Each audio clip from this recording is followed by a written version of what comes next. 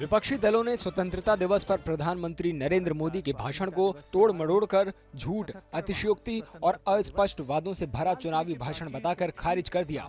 कुछ लोगों ने इसे लाल किले की प्राचीर से उनका विदाई संबोधन भी बताया, जिसमें सेना, नौसेना, इस देश के लिए तमाम लोग ने शहीद हुआ है, तो पीएम साहब भी उनको याद करना चाहिए था, शहीदों को। वो छोड़ के पॉलिटिकली जो किस तरीके का बात किया, वो कहीं ना कहीं दुखी का बात है। जिस तरीके से स्पीच प्रधानमंत्री जी की दी, वो उनकी फेयरवेल स्पीच थी, दी भी इसी तरीके से की गई। कोशिश की गई कि वे अपने 10 साल के काम गिनाएं, पर गिनाने योग्य कोई बात थी नहीं। देश में गरीबी बढ़ी है, बेरोजगारी बढ़ी है। देश के अंदर जहां शांति हुआ करती थी, वहां अब हर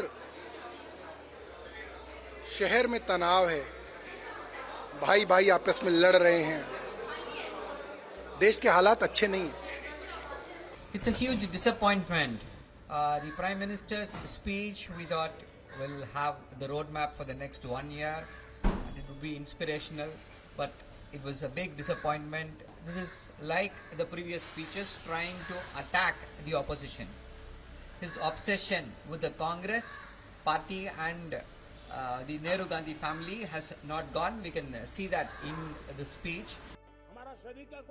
आरजेडी सांसद मनोज झा ने कहा कि मणिपुर पर प्रधानमंत्री की प्रतिक्रिया बहुत कम और बहुत देर से आई है। प्रधानमंत्री जी को कम से कम मणिपुर को लेकर के लाल किले की प्राचीर से एक ईमानदार पहल की जो पुष्टि करनी चाहिए थी, उसमें मुझे कमी दिखी। बहरहाल वो ज्यादा सोच रहे होंगे, कम बोल रहे हैं। ये महत्वपूर्ण है कि आप इतने दिनों तक प्रधानमंत्री जी, अगर आपकी जुबान से ये 4 मई को आया होता और एक सख्त संदेश गया होता, तो शायद परिस्थितियां इतनी खराब नहीं होती।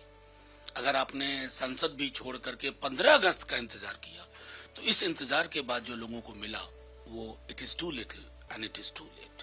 समाजवादी पार्टी के अध्यक्ष अखिलेश यादव ने कहा कि पीएम मोदी को परिवारवाद की बात करते हुए सबसे पहले उत्तर प्रदेश के मुख्यमंत्री योगी आदित्यनाथ पर एक नजर डालनी चाहिए। उन्होंने सीएम योगी को राज्य में परिवारवाद का पहला उदाहरण बताया। और अगर वो लाल किले से ये बात कह रहे हैं, जो हमारा पत्रकार साथी कह रहा है कि परिवारवादी वाली बात, तो उन्होंने उत्तर प्रदेश के मुख्यमंत्री जी पर भी देखना चाहिए। वो हमसे पहले उदाहरण बने हैं परिवारवाद के। हम लोग तो बाद में उदाहरण बने हैं, लेकिन उत्तर प्रदेश के मुख्यमंत्री जी पहले उदाहरण हैं उत्तर प्रदेश में। हमसे पहले परिवारवाद अगर किसी ने अपनाया है तो बीजेपी ने, और उन्होंने खुद। मैं तो अक्सर मानता हूं कि जब परिवारवाद की प्रधानमंत्री जी अब बात करें, तो संसद में अपने चारों तरफ और अपने मंत्रिमंडल में लोगों को देख लें। परिवारवादी कैलेंडर के नीचे बैठते हैं और परिवारवाद की भर्त्सना करते हैं। प्रधानमंत्री जी, ये दोहरा मानदंड काम नहीं आएगा। भ्रष्टाचार पे जब आजकल आप बोलते हैं, तो मुझे डर लगता है कि अगला कौन आपके दल में शामिल होने वाला है। दूसरी ओर बीजेपी ने पीएम मोदी के भाषण को ऐतिहासिक और देश में विश्वास और गरिमा की भावना पैदा करने वाला बताया। आज प्रधानमंत्री जी ने युगांतकारी भाषण दिया है। देश को जगाने का, देश को एक विकसित ताकत बनाने का प्रधानमंत्री जी का हार्दिक अभिनंदन। जो उन्होंने देश को जगाया है, देश के नौजवानों को जगाया है और देश में एक नया भरोसा, स्वाभिमान पैदा किया है। ये भारत को एक विकसित देश बनाएगा। बीजेपी ने लाल किले पर आयोजित होने वाले कार्यक्रम में शामिल नहीं होने के लिए विपक्षी नेताओं की कड़ी आलोचना करते हुए कहा कि ये कोई राजनीतिक मंच नहीं था। विपक्ष का भी एक भूमिका होते हैं, विपक्ष का भूमिका निभाते नहीं है। पार्लियामेंट में चर्चा नहीं करते हैं, ऐसे हंगामा करते हैं। प्रधानमंत्री बोलते हैं तो भाग जाते हैं। जब कोई कार्यक्रम होता है, जैसे आज स्वतंत्रता दिवस है, अपोजिशन लीडर को वहाँ इनवाइट किया जाता है, आते नहीं है कार्यक्रम में।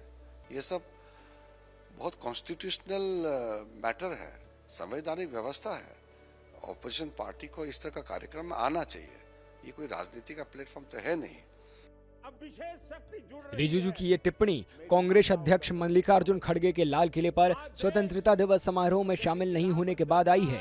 बीजेपी की आलोचना का सामना करने के बाद खड़गे ने कहा कि वे इसमें शामिल नहीं हुए क्योंकि सुरक्षा प्रतिबंधों के कारण वे स्वतंत्रता दिवस के दूसरे कार्यक्रमों में शामिल नहीं हो पाते।